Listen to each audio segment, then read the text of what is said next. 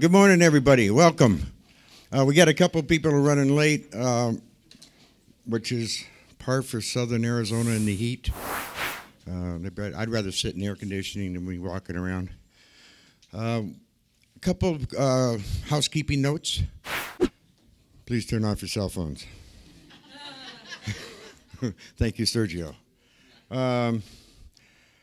The other, we have garbage containers, and then the blue containers are for our recycles.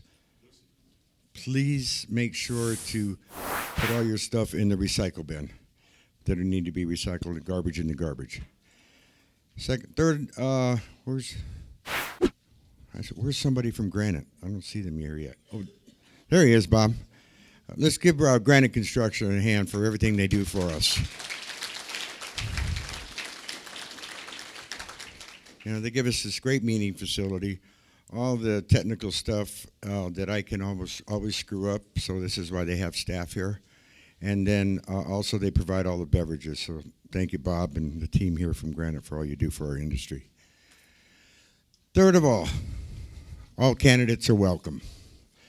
But please, this is not a public forum for debates. Introduce yourselves, your office you're running for, and we're going to leave it at that. When you leave, if you see your brochures afterwards, please pick them up.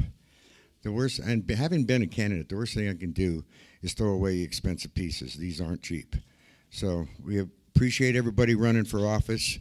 It's part of what makes our country great and our situation here in Arizona even better. It allows us to do things and the freedom to make decisions. And to that point, I would also advise everybody to do your homework. Know the candidates, get educated. An uneducated population leads to dysfunctional government. So please get yourself educated on the issues and also on the different candidates. And fortunately, the candidates are here are all supporting mining, so that's a good deal. Anything else I'm missing, Tom? Nice to know, good to know. I will tell you this, that Patty was driving his car way too fast on the highway. The officer pulls him over and he says, "Sir," he says, "why are you driving twice the legal speed limit?" Patty says, "Well, last year, you see, one of your officers pulled me over and took me wife." He says, He says, "Yes, I was afraid you were bringing her back."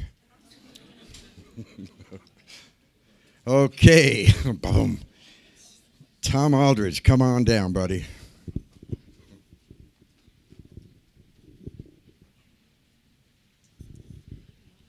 Sydney could not make it today, and she asked me to do a couple of announcements for Amigos. So first of all, our Reverse Expo, August 17th in Flagstaff, is getting pretty full, so you Amigos members, don't delay in registering. It's members only for this event. Last year we did it. It was a great time for everybody. They had a lot of good conversations with the mining companies. Everyone gets to do their best elevator speech in 10 minutes, and it was really a lot of fun. And you beat the heat in August, so get registered. The Fall Copper Classic Golf Tournament will be at the Gallery in Tucson Friday, September 14th, so mark your calendar for that. And then our annual casino night, we're going to do that once again Sunday evening following the Hall of Fame banquet in December at the Marriott Star Pass. Theme this year is A Night in Casablanca, and that's always a great event on that Sunday. I'm going to now put on my Mining Foundation of Southern Arizona,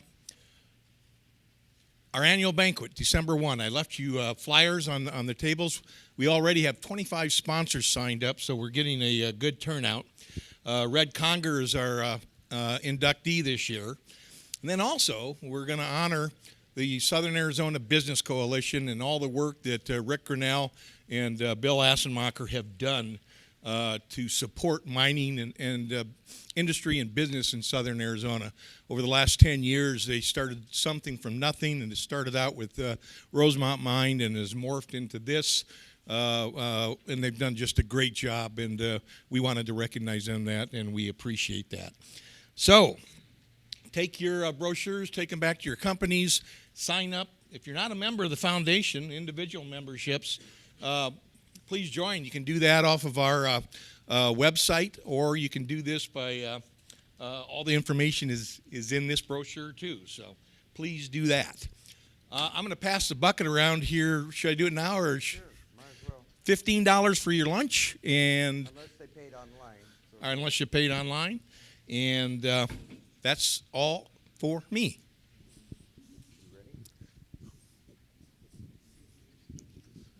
Oh, thank you. I forgot.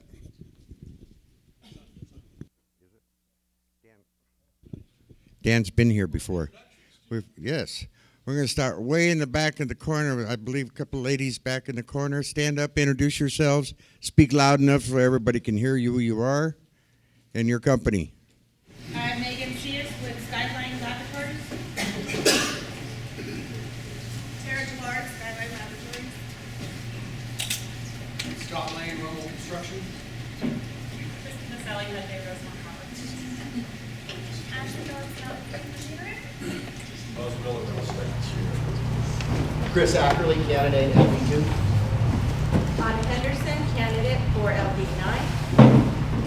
Shelley Kice, State Senate candidate for LD2, home of Arizona Mining. LD2 Outreach Director, Christine Menez. Brendan Martin, congressional candidate, CD2. Sean Hamilton with Ryerson Steel. Dwight Burns with Factory Motor Parts. Gina Blair with Factory Motor Parts. Dennis Braps, Factory Motor Parts. Chuck Watson with TP Contractors on Cascade Ave. Ed Flowers, Badger. Kevin Somerville with Using Corporation for third contract. Jordan Melissa volunteer with Nick Pearson. Nick Pearson, candidate for Congress in Congressional District 3, running against Rahal. Brad Alexich with Burns McDonald. Davin Long, Burns McDonald. Kelly LaRock, Hot Shot Staffing and Recruiting. Edgar Ayos, RJ Rupp. Gene Wigan, Ivy League. Chris Peters, hydrogeologist with Montgomery Associates. Daniel Roth, M3 Engineering. Elmo Herrera, Industrial Metal Supply Company. Joe Duran, Little Engineering. Fabricant. Sabino Molinaro, Fiberton. John Woods, Civil Engineer. Kyle Summers, Marriott, Tucson University Park Hotel. Tucson Marriott University Park Hotel. Jim O'Connor, a candidate for our Arizona Corporation Commission. Thank you. Mariela Mercer, I'm not a candidate, just helping Jim O'Connor. Jessica Milnes, Restructuring Corporation, Specialist in Structural Repair. Joe Briscoe, Liberty Star Uranium and Metal Corp. Ryan Wagoner, Command Industrial Technologies. Rich Clapp with TriStar Industrial. Kevin Gilbreth, Pioneer Equipment. Jim Burley, Pioneer Equipment. Chris Erskine, Keller Electrical. Dwight Groves, Keller Electrical. Chad Cecil, Native Environmental. Kim Riggs, Environmental. Bob Cummings, Saguaro Geoservices, Geological Engineering. Lee Lochner, Telco. And Kurt Pedersen, Telco. Jane Henninger with Miami Staffing. Mary Darling, Darling Geomatics, we're your drone and LiDAR mining people.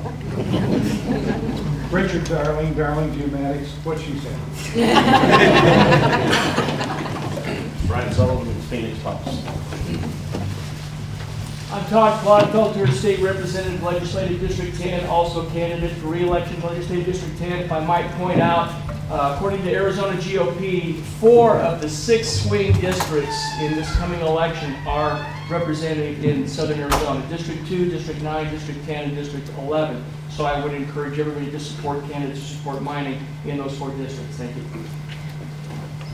Mike McGovern, Turner Laboratories. Elizabeth Kasich, Turner Laboratories. I'm Beth Borozon, Chief of Staff and Stunt Double for Pima County District 4 Supervisor Steve Christie. Jerry Bustamante, Hut Bay Rosemont Copper. Hi, Leah Marcus Peterson, Republican candidate for Congress, CD2. Sergio Arellano running to defeat Raul Grijalva. Dan Johnson, Florence Copper. Monica Salguero, Azarco. Aaron Escamilla, Sarko. Bob Linsell, Granite Minerals Division. Chad Halford, Granite Mining Division. Tom Jones, CPI Trucking and Amigos Board Member, along with Mr. Aldrich. Lucy Howell, Southern Arizona Finance Director for your next Congressional 2 District. And Leah Marquez Peterson. John Gravel, Arizona Mining. Arizona Mining. All right, well, thank you, everybody, and welcome. You know, Dan is going to give us a project update on Florence, but as you can see, there's no mountains out here. Yeah, close to it, West Texas. But here's the dilemma they've had for years. You'd think they had to climb over Mount St. Helen to get to where they are today. So their perseverance, their commitment to their project, their commitment to the community. Dan, congratulations on your progress, and tell us where we're going from here. Thanks, Rick. It has been a long time coming. I actually came to the project in March of 2011, and it's been a hard road to, basically hold at times. But since our new administration has came in, it's actually been a lot easier to get some of the things through. And I'm hoping that I know Arizona Mining's been pretty successful at this point too, and I'm hoping Rosemont follows in our steps as well. But I'm just going to give you a project update. For those that don't know about Florence Copper, it's a pretty rare mining type of project. It's an in situ operation, copper operation. It's about 2.4 billion pounds of copper. About 70% of that's recoverable, so we get around 1.7 billion pounds. For a mine life, it's a little over 20 years at 84 million pounds a year, so at about $1.11 a pound. So it's a very economical deposit to go forward, in the top 5 to 10% in the world for the economics for this project. So basically, December, after we got all our permits, we still have a lot of litigation going on, but we've been very successful. We've had 11 lawsuits against us from the town of Florence, as well as Southwest Value Partners, and another guy that's been in the news a lot, George Johnson of Johnson Utilities. Since about 2 years ago, Johnson Utilities hasn't really been participating in the litigation suits. He has his own issues, as everyone has been reading in the paper right now. So actually, we're just really fighting Southwest Value Partners in the town of Florence, and unfortunately, the town of Florence is losing about $4.5 million a year by fighting us, because they're spending between $500,000 to $1 million to fight us, and we've been successful. 9 out of 11 lawsuits that we've had thrown at us, and we're about to win the last 2. I feel very confident saying that at this point. So we started our project in December of this year, building it. We've been M3 Engineering. I heard one gentleman here from M3. They've been helping us do it with the EPSCM. But a lot of people have been involved, a lot of the vendors and all that, and Rick Grinnell's been a big supporter of this project. With that said, we control about 1,342 acres out in Florence, Arizona. About 160 acres of that is Arizona State Land Trust land. So 42% of our deposit actually lies underneath the state land trust. So they're standing to make about $160 million of royalty once we get going. So it's a big thrust to the state economy just for that trust.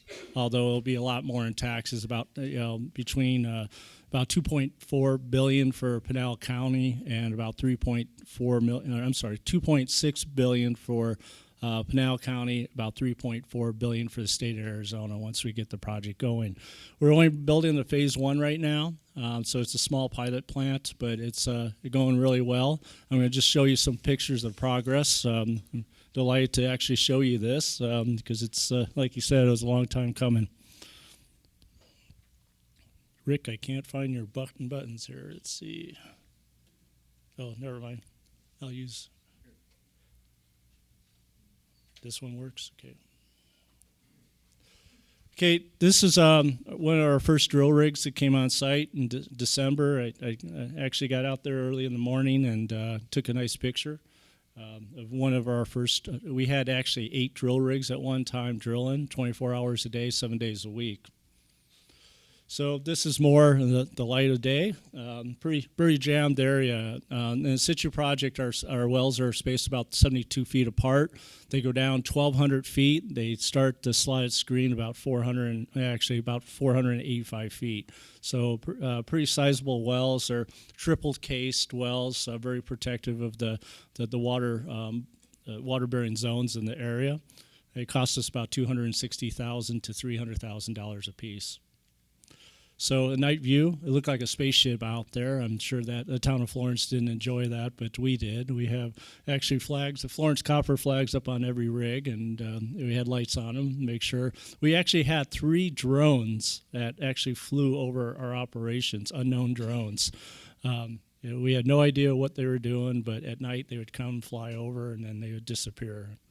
Don't know what that was all about, but it was, the drillers wanted to, basically take them out of the sky, and I told them, no, you can't do that.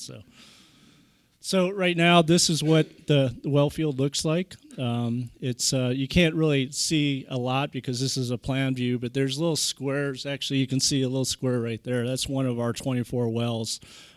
This entire project's at about a $9 million project just for the test site itself. It's about 1.5 acres of wells. So this is our process plant area. This is the first picture back in January 4th, I believe, of 2018. So we're just starting to grade it. Our first pour was of concrete after they started doing all the rebar work and all the foundation work was March 7th of this year, and it's going very, very quickly at this point. So you can see it going up little by little, and this is looking to the actually northwest, so looking towards Santan Valley and Queen Creek, if anybody really knows their bearings, but that's what it's looking at right there. So this all went up in about a month. Start the structural steel, got the raffinate tanks in, the PLS tanks in, the acid storage tanks in. The firewater tank hasn't got in at this point because this is where the firewater tank's going to go. And now you can see the firewater tank, the yellow tank, and then all the raffinate tanks. And this all happened in about 3 months. And this is all the electrical master control center, as we call it, over in this area. A lot of vendors and contractors are involved to get that done. This is a plant about, actually, about a month and a half ago. I got some recent pictures just from yesterday. So you can see our lined pond behind it. It's about 4.5 acre lined pond, holds about 13 million gallons, if I remember, of solution. We only taken 240 gallons out of it, but 60 gallons we're over pumping it. So we always have that inward hydraulic gradient. So the water from that over pumpage actually goes in this pond and gets recirculated back in the process, and some of it gets evaporated as well. So you can see our office building, our administration building, but our control room will be operated out of that building as well. A lot of this equipment sat in our backyard for about 4.5 years because of all the litigation and the permitting challenges that have been thrown against us. We had about $9.5 million worth of equipment just sitting there in our backyard. But this is an overview of the mixers. I don't know if everybody knows what a mixer is, but the little circular tank up there, of course, mixing. And these are actually our settlers. This is a really small plant. I'm used to bigger plants. I'm former Phelps Dodge, so I'm used to huge ones. This is a very small package plant, as I would call it. The pipeline going out to the well field, so it's all double line system. There's leak collection systems at every 200 yards that have sensors on them. And that's about it. So I just wanted to make it quick and short. And if there's any questions, I'm more than happy to take them. One question I could probably answer: we'll be up and running in August, and we'll be making first cathode in end of November. And then once we get that going, we will be going right to commercial phase in about 2 years. So we plan on being commercial, 80, not right away. $58 million or 58 million pounds the first year, 72 the next year, and then 84 million our third year. And we'll be sustaining that for, like I said, 21 years. So it's an awesome project, and we're really happy to get it going. My folks up in Canada, my company, Tasico, they're actually well funded to do this. They're very excited, and this will be their flagship in about 3 or 4 years. So really happy for all the support that you guys gave me. So any questions? Dan, can you update us on the employee status, number of Sure. employees, economic impact now, and then maybe 2.5, 3 years down the road? Yep. So right now we're hiring multiple positions. I actually reduced my staff due to litigation from 12 to 6. Now I'm back up to about 11, but we'll be hiring up to 36 people by in the next 4 or 5 months. That's why I'm running back to my office very quickly. I got 2 interviews this afternoon, accountants, process technicians, electrical, mechanical, other engineers. So now we're just going to get up to about 36 people. But with that said, in another 1.5 years, we'll start hiring our commercial phase, which will be up to 240 employees. Average about $84,000 a year of a job, just average, from the economic impact study. So. And how many vendors or contractors outside are you, on average, going to be looking at utilizing? Well, of that 240, I mean, our estimates about 640 people get employed by that time. So vendors, I'm thinking commercial. You got a lot of people that doing your laundry and stuff like that, but I think the total number is around 800 that's involved in the commercial operation, between my employees, vendors, contractors, consultants, all that. That's what our economic impact study shows. So, well, thank you for your time, and it's exciting for me, and I'm hoping in 2 years I'm in front of you guys building a commercial operation. So thank you. Thanks, Dan.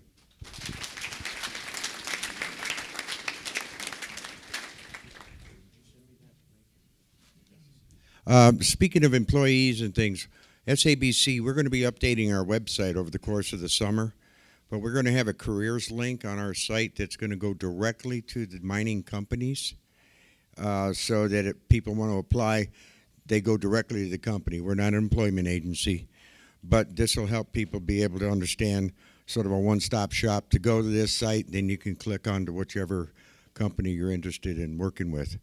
Mr. Bustamante, how are you, my friend? Doing well. How are you? Good.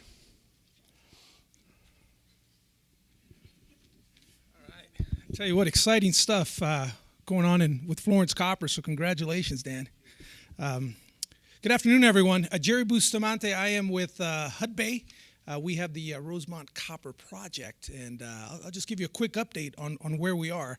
A few of you asked me as I came in if we have good news to share with you yet, and the answer is no, but we are optimistic that sooner than later we will have some positive news to share. So I just want to give you a quick update on where we are with the project and be happy to answer some questions afterwards as well. From a permitting perspective, we continue to await the federal decision and the approval of our Section 404 permit from the Army Corps of Engineers, which is part of the Clean Water Act. They are currently working with the Tohono O'odham Nation that has asked for consultations, so that's one of the things that they're working on right now, and we continue to also work with the Forest Service on the approval of our final mine plan of operation. Keep in mind the federal decision was made last year on our record of decision, and we are now going through the administrative process of finalizing our mine plan of operations. Once that is approved, that is the permit itself that we need from the Forest Service. So our team continues to work with those two agencies to advance that permitting process. You might have read about some lawsuits that have been filed. There are a couple lawsuits that were filed against the U.S. Forest Service, who issued the record of decision, one by a handful of environmental groups here locally, led by the Save the Scenic Santa Ritas, and there is another lawsuit against the Forest Service that was filed by 3 Arizona tribes, the Tohono O'odham, the Pascua Yaqui, as well as the Hopi. And they're being represented by Earth Justice, by the way. And then the third lawsuit as well is a lawsuit that was filed against Fish and Wildlife Service by the Center for Biological Diversity. They issued our biological opinion. So again, these are lawsuits that they're not against us, but these are against agencies that have issued permits. So we continue to closely follow those. And our legal team is also working with these agencies and doing the best that they can to ensure that they have what they need for their defense. Now, one of the questions that I also get quite a bit as well is, in the meantime, in the interim, while you're waiting for permits, what else are you guys working on? And that's a fair question. And one of the things that we're really focused on is maintaining a state of readiness. So when we do get our permits, we can get started right away. So right now, our employee count, Krista Maselli, our HR manager, she's here. How many do we have right now? 40? How many? 35 employees is what we have right now.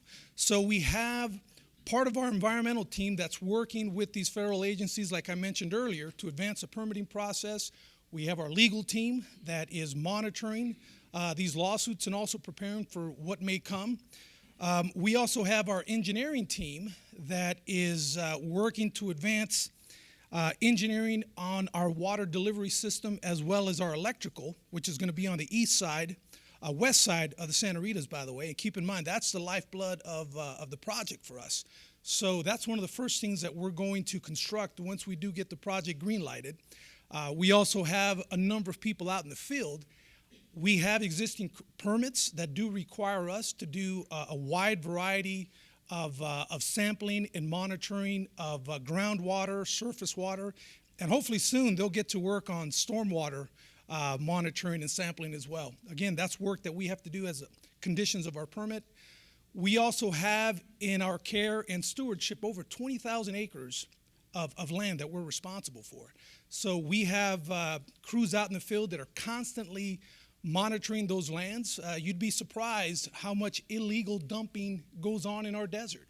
So we're constantly picking up garbage and furnishings and appliances, unfortunately, but that's what we have to do. We also have miles of fencing and dozens of gates and locks that we're making sure are there, are working.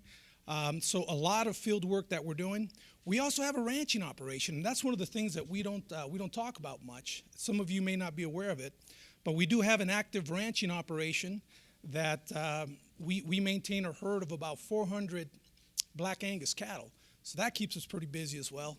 Then, of course, we have our HR team, our finance team, our legal team, and then all of our activities in community and government affairs. So all of that is what's necessary just to maintain a state of readiness. So when we do get our permits, we can get started right away. As a company, the company is strong and it is eager for us to get started. So you will be among the first to know when we do have some good news to share. And one more update that I do want to share with you is we do have some new leadership here in Arizona. We have a new vice president of the Arizona Business Unit. His name is Andre Lawson, and he was previously the VP of our Manitoba Business Unit, where we have 3 operating mines up there. So he has now been appointed as the vice president of the Arizona Business Unit, and he has started, not here full time yet, but we're excited to have him on board and to have him here full time. So, any questions, folks? It's always nice to have a friendly crowd, Rick. Thank you. Thank you. All right. Good to see you.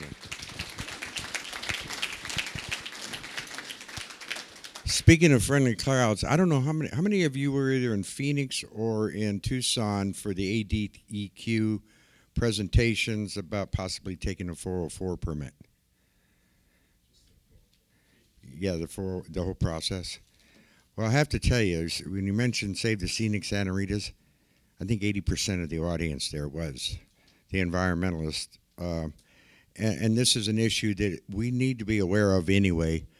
only because if we're not understanding what the state's going to do and how it's going to interact with the feds, it's a very important process, not just to our industry, but development, transportation, pretty much across the board. Anything has to do with waters of the U.S.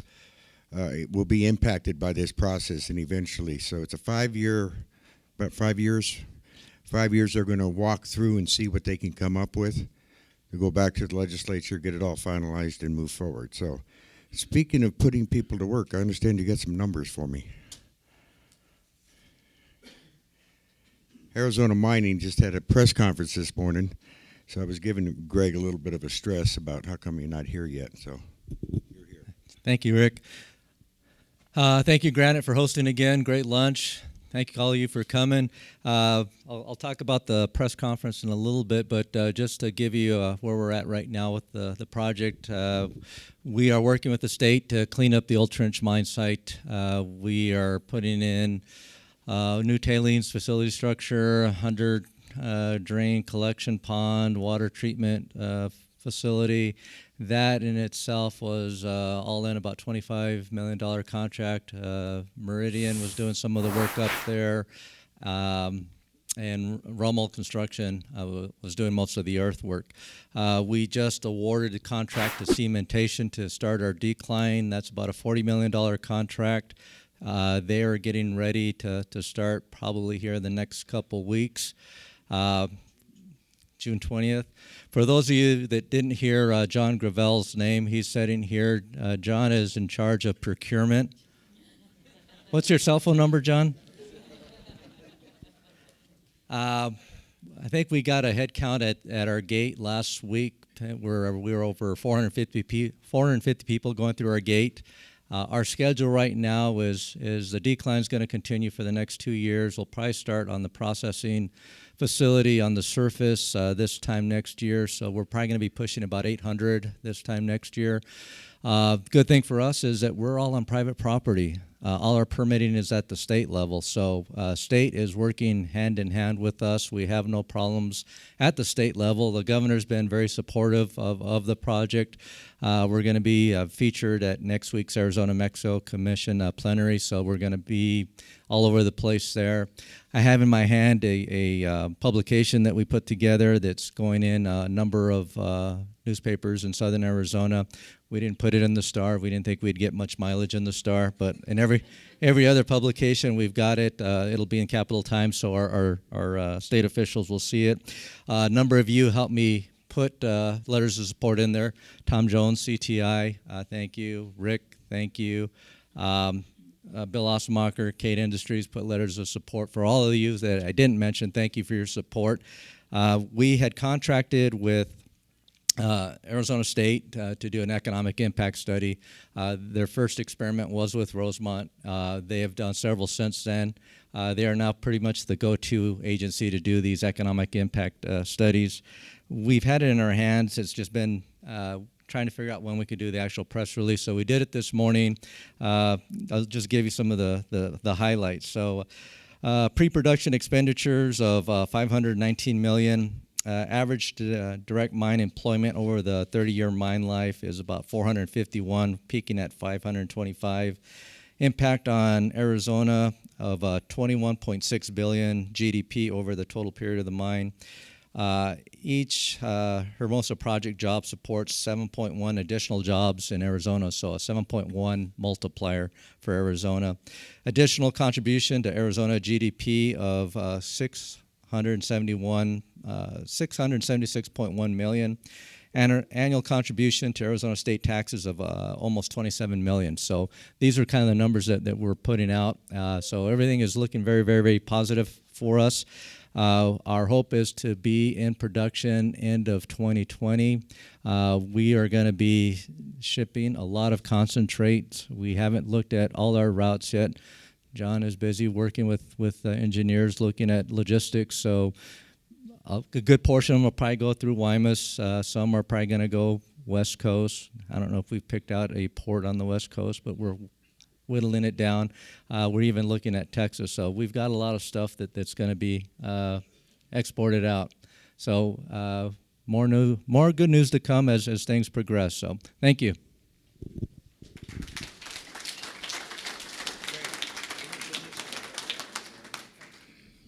First of all, the full impact or the full report or the executive summary, I should say, will be on the SABC website as well as Arizona Mining, I'm sure. But here's an interesting number to think about. Currently, state of Arizona, the mining in Arizona produces about $4.6 billion of economic impact.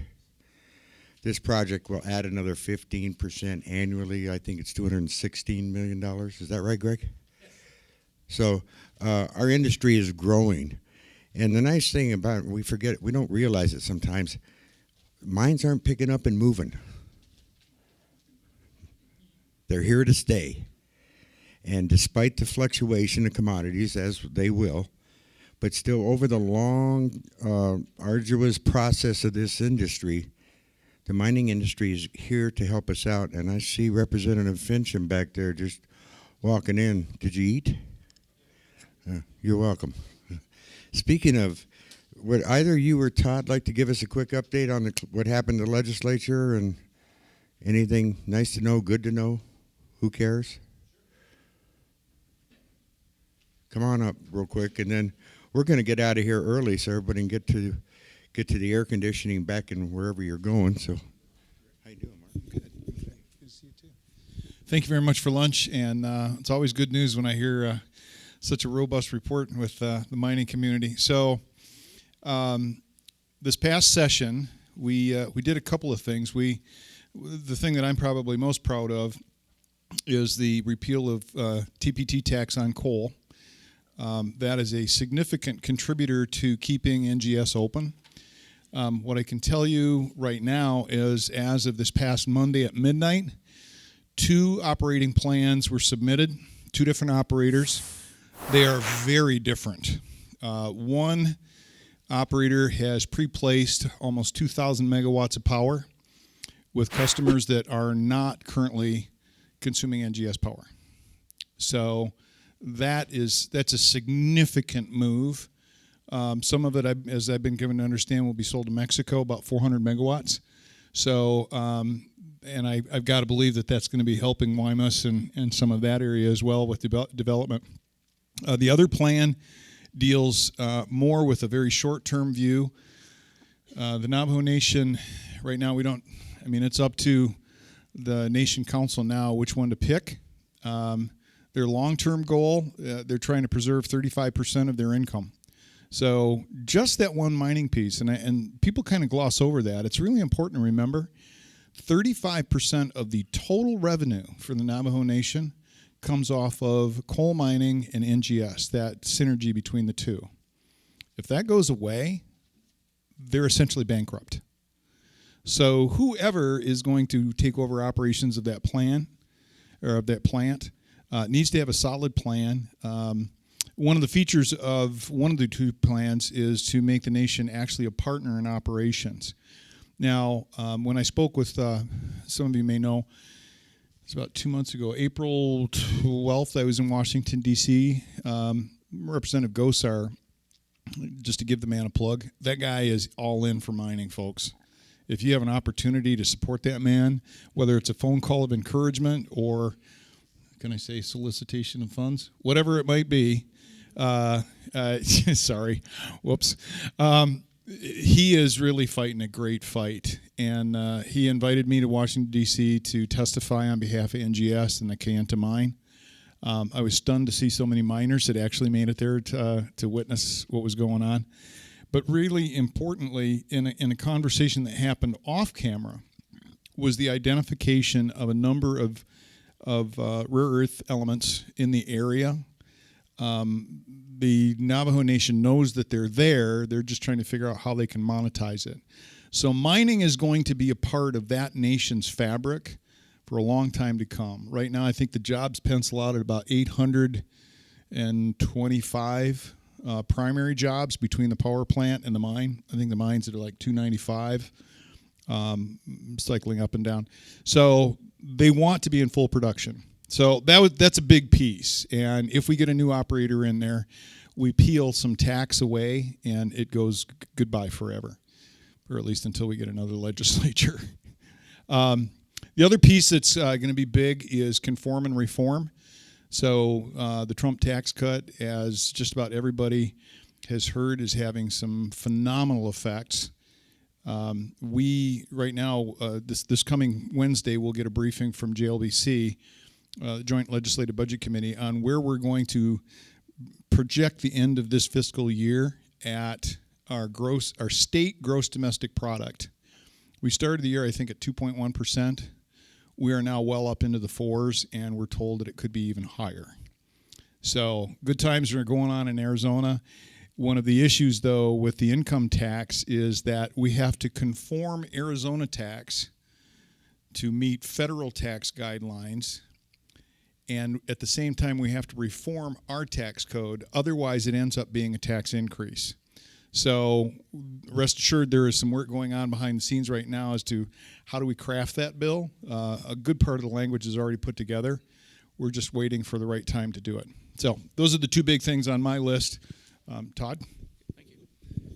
I just want to reiterate what Mark said about the mining industry. I want to point out that there are a couple members who represent the nations up in the coal mining area who are opposed to protecting the mining industry up there. But there were two people on the House floor that were opposing that, but apparently they didn't look out the window and see the 500 miners that showed up one day in support of mining in the Navajo Nation. So we're big proponents of mining. I am, and I want to point out again, we've got several good candidates here representing Southern Arizona, the mining industry, and I want to make sure that you remember that local elections matter as much as federal support. We want to support the mines. District 11, District 2, District 9, and District 10 all have influence and want to be here for the mining industry. And that's all I've got to say, but we appreciate your support. Thank you, Granite Construction and Greg and everybody for giving us the updates so we can take information back to our constituents and let them know that the mining industry is alive and well in Arizona. Thank you. Thank you, gentlemen. Well, man, this is a record. We're out of here. Thank you all. Have a good weekend. We'll see you probably in September, unless something earth-shattering, Jerry. We'll see you in September. Thank you all. I'm sorry.